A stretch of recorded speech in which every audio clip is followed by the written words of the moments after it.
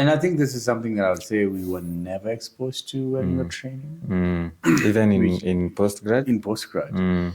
Is I went into this specialization because I saw somebody who inspired me and, became my mentor, and I was looking up to him, and I did this. Only came to learn that, oops, it was actually more. It's deeper. Like, what? Deeper than that. Yeah. Because actually, to say, I fell in love with obstetrics and gynecology because I observed, some guys doing cesarean section. So just cutting a patient and getting out the baby and stitching it back, and patient going home, like that was amazing stuff. That blew your mind. And today, yeah, they're like, yeah, what happened to your first love? Yeah, like, I don't know. They have another one. I thought I would never love again. Exactly. Until I met her. So it's an experience. It's a journey. And when I got to doing what we do now with endometriosis, I'll really say I think we've unraveled everything that is with endometriosis. Honestly, I'll really say, what is it that we've not done? We've done blood endometriosis, we've done bowel endometriosis, we've done ureteric endometriosis, we've done nerve endometriosis, we've done, diaphragmatic endometriosis. I mean, we've just done it all. Yeah, when you were listening, I wanted to say brain. That's the only one that we leave it to the neurosurgeons. But we gotta be there to say, no, this is endometriosis. Wait, can it get there though? Yeah. There's been case reports. That thing is nasty. So you always look for something else, telling. So I think I did so much of this endometriosis. And I remember a few years ago, I was really fascinated with bowel endometriosis, because then you're really getting to another territory that, it's like when your cows get to your neighbor's farm, and you're not supposed to be there. Yeah, but you go there. You go there and you say, "What this guy has potatoes." Because I was coming to get my stuff. Yeah, and that was it for me. When endometriosis is infiltrating the bowel, I'm like, I know bowel is for the general surgeon. But we have our endometriosis, which is our pathology, which is there. So I actually go there and get it there, because I really understand this disease more than they really understand the disease. So I was always fascinated. The night before I would go do bowel surgeries, I'll be very anxious, what if I get complication? How is it, what emergence, how am I going to handle bowel? I mean, today, I don't even think about it. Just, it's bowel. Okay, fine. Bring the stapler, cut. So you actually do?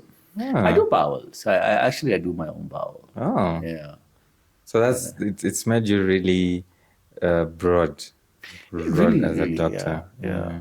The surgeon. Yeah, because that really gives you good clearance of endometriosis, which is very important in terms of, reducing risk of recurrence. And most of this you just do laparoscopically. Endometriosis should and must be performed laparoscopically, no question about it. And I never reconsider that statement. So endometriosis must be performed laparoscopically. There's a little role of endometriosis open surgery. So, for example, I'm going to do a hysterectomy. I find a nodule, I really get it. But I always say, whatever you can see better, you can always do better. Because with laparoscopy, it's magnified. You're using small, incisions. There's less bleeding. You can control bleeding with precision, with the equipment and the technology. So whatever you can see better, you can always do better. So I don't think I would be 10 times worse with my endometriosis if I did it open surgery. And I think I've only performed 2 cases of endometriosis open surgery for only 2 patients since I started. And this patient that were not fit for laparoscopy. So I'll say all my cases are laparoscopy. If there's, let's say, fibroids and there's endometriosis, I will not handle them together. So if I cannot do endometriosis laparoscopically, I'll tell the patient, I'll go open surgery, clear the fibroids, then come laparoscopy. And then after some time, I'll come back because I need to do a good job. You need to clear it out. Exactly. Maybe there are people who would do a better job open surgery because I don't do much of open surgery. But by all means, laparoscopy is a gold standard. It's a gold standard for surgery for endometriosis. It makes sense because when you mentioned the magnifications, then I thought, okay, I see the point. I see the point because they could be very small. You really can't see it open surgery. Trust me, you can't see it open surgery. It's like day and night. You wouldn't even know, right? What is this? Honestly, it's like day and night. In my opinion, it's just like you're taking eyes right next to it. Because when you're having the camera and you're pushing it right next to the disease, it's like you're putting your eye right there, and there's significant magnification. Interesting, amazing. Last word on endometriosis before we talk about something else. I won't tell you until you. Painful period is not normal. That's the last word. Parting shot. Good. Yeah, doctors, patients out there, painful periods are not normal. We used to think they were, but apparently they are not.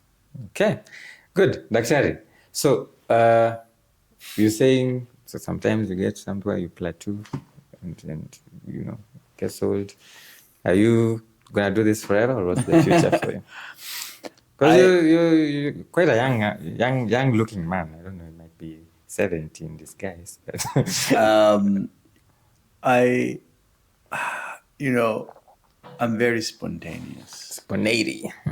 And I feel that's how life should be, and I feel that what God meant to us, not to live a routine life, because routine makes you boring and not enjoy. Wake up, go sit in my clinic, see the same thing, go to the operating theater, get babies out, remove fibroids and so on, or endometriosis, go sleep, wake up tomorrow. Can I repeat? And I think that's what sometimes we find ourselves doing as clinicians. So that's exactly what I was talking about, the plateau. I always look for challenges. So I'm currently a student. Doing a fellowship in Gynecologist. Pressure, hii syllabus mnapeleka mbio bwana. So Gynecologist. And it's quite interesting experience. Literally. Something new again. Something I would say, man, it just keeps me on my toes. Really, really amazing experience. It's like you're getting to a totally different territory altogether. And I think this is my next challenge. It doesn't mean I'm abandoning endometriosis, but I think I'm you even said you're changing your name to Joe Endometriosis. To Joe Endometriosis. So that's kind of permanent. Who knows? Maybe 5 years I'm going to change myself to Joe Endometrial. Bro, now that you mentioned endometrial cancer, that is my next love. Okay. Is endometrial cancer. Specifically, the cervical, it's equally important. Vulvas. It's equally important. And of course, as a gyno, it's just the same thing we were discussing here earlier. When you finish residency, you become an obstetrician gynecologist. Yeah. But you can choose to not go anywhere. Exactly. And no one is going to have any beef with you. I just decide not to see patients. And so again, I do Gynecologist, but my love is endometrial cancer. Also, endometrial cancer within gynecology. So that is, you subspecialize in. But you still subspecialize. Then you subspecialize. Subspecialize. Wow. Why endometrial cancer specifically? Endometrial cancer, we see it's mostly prevalent among patients who are obese, and diabetes mellitus plays a role. And we know that the prevalence of diabetes is quite prevalent among Mount Kenya region. It is. And that's where I'm from. So I've been seeing quite some numbers of patients with endometrial cancer. And we're now seeing this significant role of laparoscopy patients with endometrial cancer is, again, what skills that I have or I've developed over years, how can I now translate that to something different? No, endometrial cancer. Because now we're saying the gold standard now for endometrial cancer, especially early diseases, laparoscopy. Okay, for surgery. Yeah. So again, I'm living in a place that is prevalent with say endometrium, and just bringing something. It's that much. I don't think in my short practice, I don't think I've seen a lot of it. Endometrial cancer, and when I see, usually maybe an elderly woman. It usually is. Yeah, maybe 60 something, postmenopausal bleeding. Yeah. Saying it's a lot in Mount Kenya, but I haven't tracked there. Yeah, it's quite common. I've been seeing a lot of that in my practice. So that's what's driving you towards. You always see a gap and see how can I. Yeah, how can I help bridge it? Yeah. Okay. You mentioned Mount Kenya, and you also mentioned practicing in Mashinani. You're not one of those consoles who the government, all of them are in Nairobi. You like the village?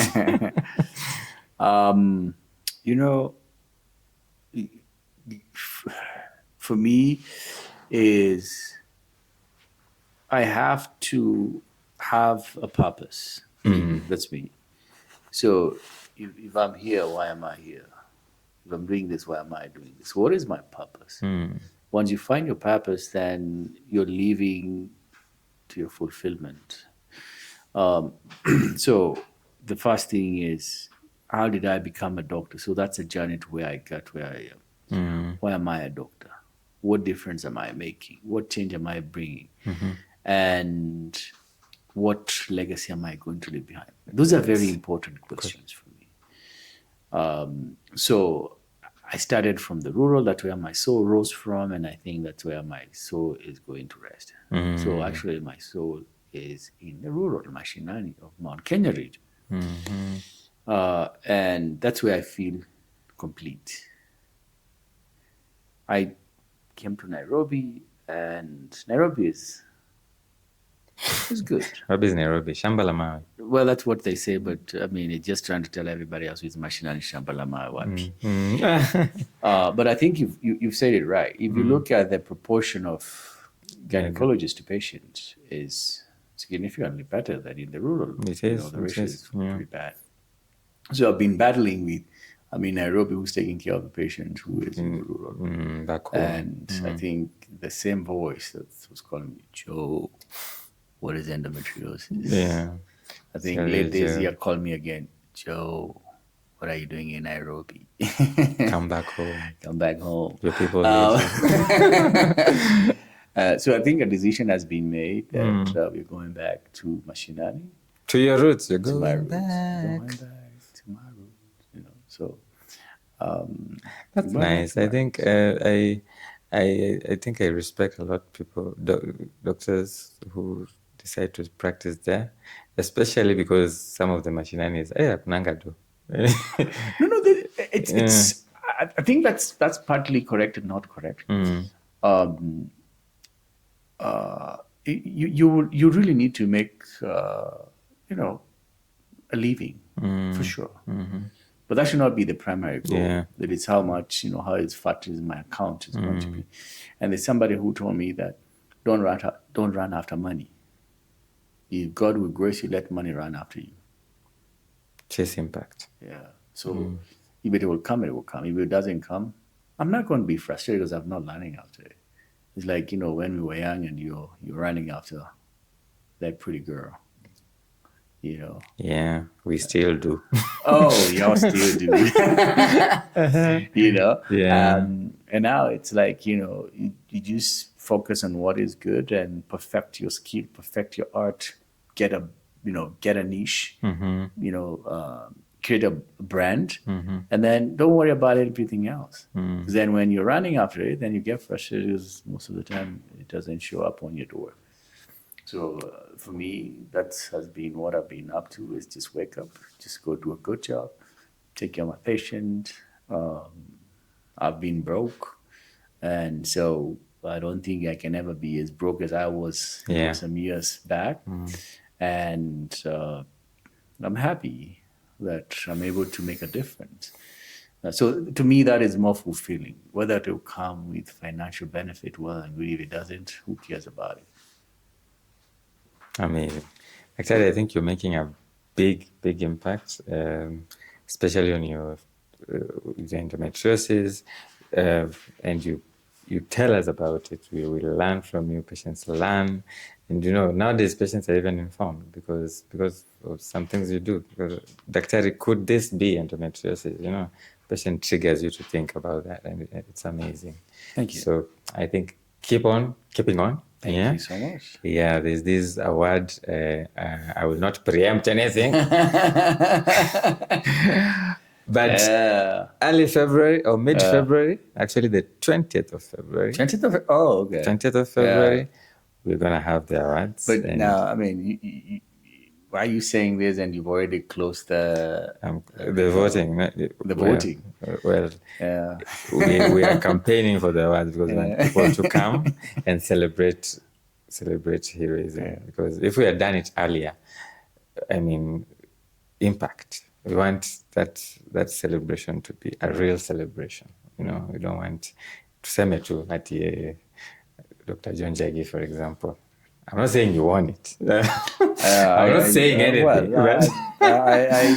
I know for sure that I have a lot of support from my people, and I know that they possibly will let down, but we are going to wait for you. I know you're still tallying. We are still tallying. Form 34A and 34B. Yeah, so the votes are still coming in, and you're still tallying. Honestly, I must truly thank you because that you think that you can recognize people who are having impact and making a difference. And I don't not only talk for myself, but everybody who was nominated, and that means somebody actually thought they're doing something significant, whether we win or we don't win. I think I found myself saying the fact that I could be among the few people who were nominated in the Republic of Kenya. I think that's something to be proud of, and we'll keep pushing ourselves and trying to change the practice where we can, and maybe hopefully we can make this world a better place before we leave for the people who are coming after us. Amen to that. Wow. Couldn't have put it any better. So, Daktari, thank you. Thank you so much. Okay. Thank you for coming. And we still have a lot to talk about. I mean, conversations here never end. But before you go, apart from summiting mountains and sorting endometriosis, what else do you do? I travel. You travel? I really travel. Yeah. I travel the world. I think, man, that's my passion. Just seeing new places and seeing new faces. Many places, many faces. Yeah. Amazing. So I think my passion was summiting and hiking. Now my back is hurting sometimes from doing what we do. So you just disappear. So you go to a new place where nobody knows your name, and you just disappear, and you learn a lot. So I'd love to travel, and hopefully I'll keep doing this. Actually, as a matter of fact, endometriosis has made travel the world. So thanks to endometriosis. But I hate you. There's something you were mentioning, and I was to ask in the podcast. There's something you're mentioning about Healing Mama Africa. Healing Mama Africa. Oh man, how could we stop? How could we finish this? Not about So Healing Mama Africa is an event that we are putting together. Global expert in endometriosis and oncology. I mean, this is world-renowned, specialists in endometriosis, and we are putting them together in rural Kenya. So they're coming to Kerugoya. This is going to be in March 16th to the 20th of 2026, and So is it a camp? It's a boot camp. So boot camp is where we come and we showcases and train, and do surgeries. Basically, it's just putting experts together and showcase of how to manage different conditions. I just really want to guarantee you this has not happened anywhere globally. Globally. So endometriosis and oncology. Gyne. Yeah. So when I say that, yeah, people can do surgery from different places, but putting them together in a rural setting, together on the same roof, and do more than 20 surgeries in 3 days of different calibers and doing imaging, all these experts together, I can tell you, has not happened anywhere in the globe. Congratulations. On the globe. Okay, there. On the globe. On the globe. Yeah. So this is something that has made us very, very, very, very proud. Very proud. Congratulations. Thank you so much. Am I invited? I can observe. No, of course, you bring your mic and then we can do some podcasts with a couple guys out there. 16th? 16th to 20th. Of March. It's going to be amazing. We will be there. So you had it. Patients can come? People can book? People can book, but I think this is for doctors and gynecologists. We have space for 150, and this is filling up because we're having everybody coming from across the globe. 150 specialists. Who will be participating and learning. But I have about 15 international specialists, and we have our local specialists here. So I have about 30 different experts. Good job, Daktari. Keep it up, man. Thank you so much. From Daktari, a quick one. Adios.